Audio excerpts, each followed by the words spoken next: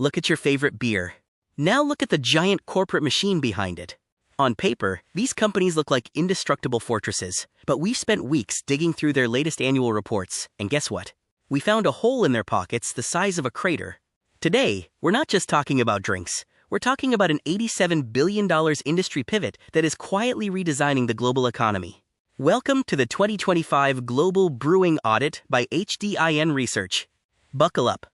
You know that feeling when you're running on a treadmill at max speed but staying in the same place?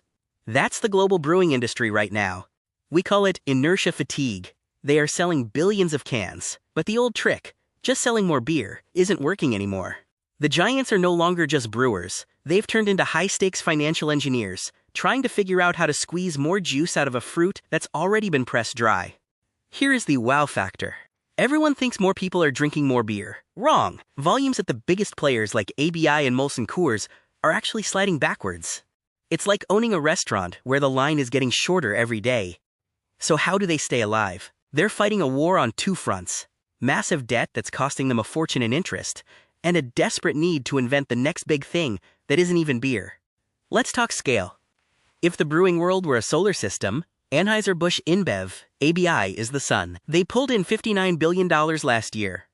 To put that in perspective, that's enough to buy every single person in New York City a brand new Tesla. But look at the smaller bars on the chart. Niche players like Boston Beer are tiny by comparison, yet they're often more agile.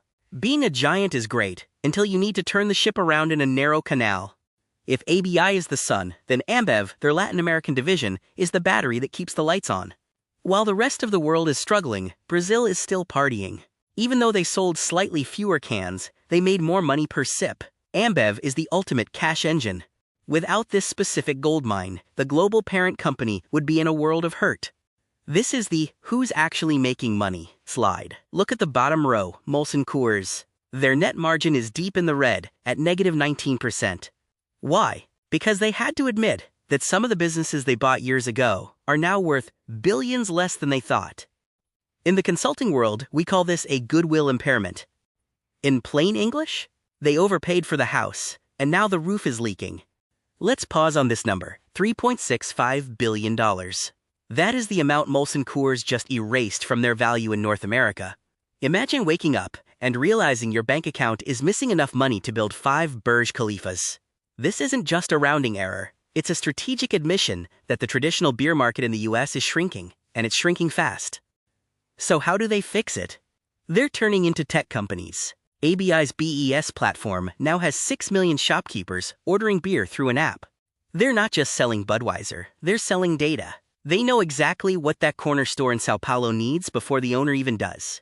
In 2025, if you aren't an algorithm, you're just a delivery truck.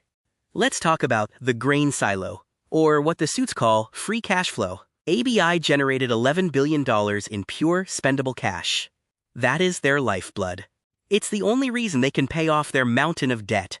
Boston Beer, on the other hand, is using their cash to buy back their own shares. It's a completely different game. One is fighting for survival, the other is just trying to keep its stock price pretty. Now look at the giant donut. That $61 billion in debt is ABI's invisible anchor. Every year, they pay $2.5 billion just in interest. That's money that isn't going into new flavors or better ads, it's just vanishing into the pockets of banks. Deleveraging, or paying off the credit card, is no longer a choice, it's a mandate for survival. The future isn't a pint of lager, it's a can of spiked tea or a tequila soda. Look at Twisted Tea, it's a monster.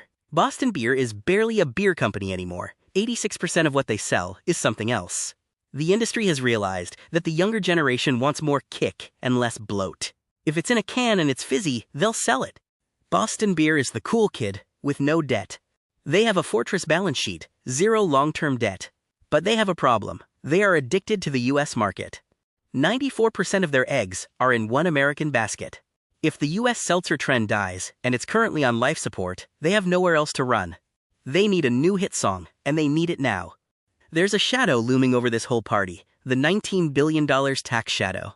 In Brazil, the government is looking at Ambev and saying, "We think you owe us some change." This is a massive legal gamble.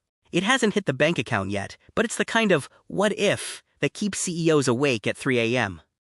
What happens next? 2026 is going to be a financial detox year. We're going to see ABI paying down debt like crazy, Molson Coors finishing its painful plastic surgery, and a massive cull of boring products. By 2027, the survivors will be leaner, more digital, and probably selling you things that don't taste anything like hops. Here's the MBB verdict. The winners of the next decade won't be the ones with the best Super Bowl commercials. They'll be the ones with the smartest apps and the cleanest balance sheets. Forget volume, focus on margin. The beer business has officially turned into a software and finance business. And if you aren't checking the digital moats, you're looking at the wrong map. This was just a deep dive into the foam. For the full 100-page market research reports and the raw data behind these insights, reach out to us at HDIN Research.